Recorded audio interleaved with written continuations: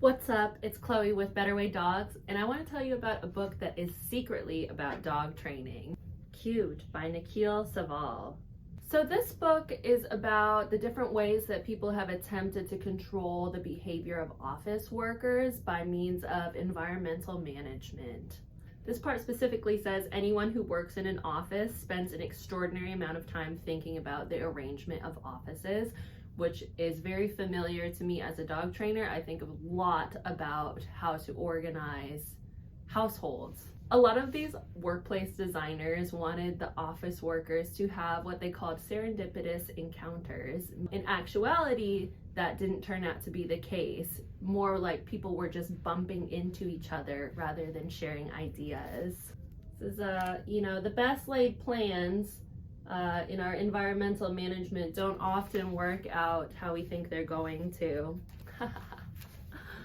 A lot of these designers' vision for how the office was going to go, as it says, refined human needs out of existence.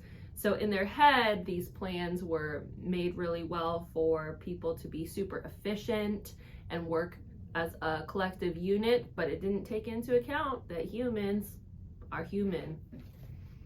I find that to be the case with my own management plans too.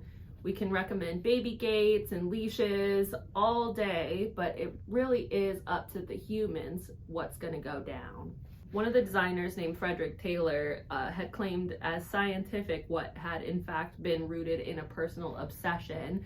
I think a lot of us can relate to that, not necessarily being science-based, but more anecdotal in our approach to handling dogs. Oh my gosh. Most managers are actually quite lousy managers. If you're really in contact with your people, you don't have to see them every day or every hour. It does take trust with the pet parents too, where we don't want to micromanage them and feel like we're always hanging over their shoulders, but we want to make sure they're sticking to the plan. Okay, this part definitely reminded me of dog training. Satisfaction with the space and work had actually increased since the change to flexible work.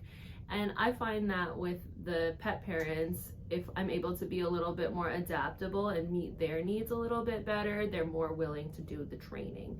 That might mean less management. Some of the management strategies in here are truly hideous, and I understand why pet parents might not always want to do the management because it's not really always practical for the human aspect of things.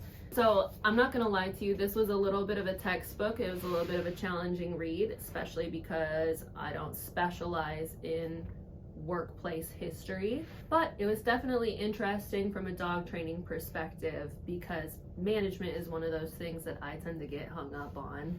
So if you're a dog trainer looking for a little bit more information on the management of humans, cute. Happy training!